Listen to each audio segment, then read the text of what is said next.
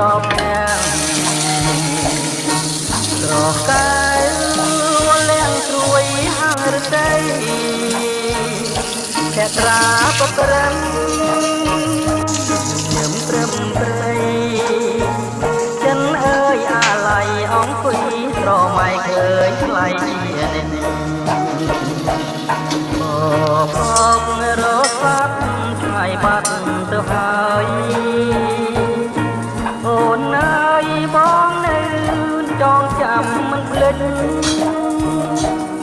យើងធ្លាប់បានអង្គុយមើលថ្ងៃរៀបលេង